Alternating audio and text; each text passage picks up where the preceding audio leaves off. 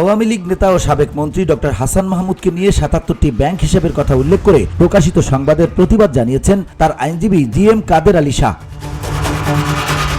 প্রতিবাদে তিনি বলেছেন, দুদকের বরাতে ডক্টর হাসান মাহমুদ ও তার পরিবারের সদস্য ও কোম্পানির ৭৭টি ব্যাংক হিসাবের কথা বলা হলেও তা মোটেও সঠিক নয়। তার নিজের মাত্র ২টি ব্যাংক হিসাব থাকলেও প্রতিবেদনগুলোতে বলা হয়েছে ৬টি ব্যাংক হিসাবের কথা। একইভাবে তার কন্যার একটি ব্যাংক হিসাব থাকলেও বলা হয়েছে ৬টি ব্যাংক হিসাবের কথা। তার স্ত্রী ও কোম্পানিগুলোর ব্যাংক হিসাবের যে তথ্য দেওয়া হয়েছে তাও একেবারেই সঠিক নয়। ডক্টর হাসান মাহমুদের ব্যাংক হিসেবে তার বেতন ভাতাদি এবং বিভিন্ন বিশ্ববিদ্যালয় ও প্রতিষ্ঠানে লেকচার দেওয়া বাবদ যে অনারিয়াম পেয়েছেন তা জমা আছে।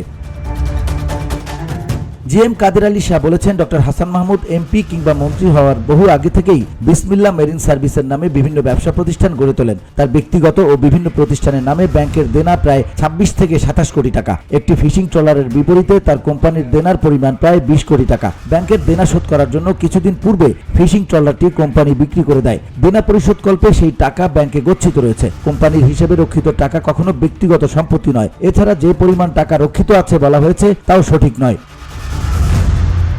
বিভিন্ন অ্যাকাউন্টে যে পরিমাণ লেনদেনের কথা বলা হয়েছে তা অত্যন্ত অতিরঞ্জিত এবং যে কোনো চালু ব্যবসায় বৈধ লেনদেন হওয়াই স্বাভাবিক, না হওয়াটা বরং অস্বাভাবিক। তাদের কোম্পানি সমূহ দীর্ঘ ২৩-২৪ বছর যাবৎ ব্যবসা পরিচালনা করে আসছে।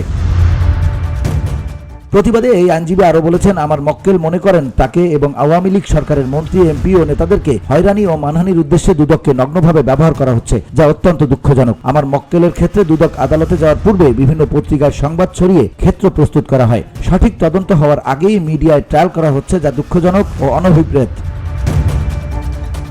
আমার মক্কেলের কোম্পানি সমূহের বিভিন্ন ব্যাংক অ্যাকাউন্ট বন্ধ থাকার কারণে তাদের প্রতিষ্ঠানে কর্মরত কয়েকশো কর্মচারী কয়েক মাস যাবৎ বেকার হয়ে পড়েছে এবং মানবতার জীবনযাপন করছে। আমার মক্কেল মনে করেন তারও পরিবারের বিরুদ্ধে আনিত অভিযোগ রাজনৈতিক উদ্দেশ্য প্রণোদিত, হয়রানিমূলক এবং ব্যক্তিগত পারিবারিকভাবে মানহানিকর। আইনের শাসন প্রতিষ্ঠাকল্পে দুদক কখনো রাজনৈতিক উদ্দেশ্যে ব্যবহৃত হওয়ার সমীচীন নয় বলেও মন্তব্য করেন এই আইনজীবী। VOD Bangla news desk.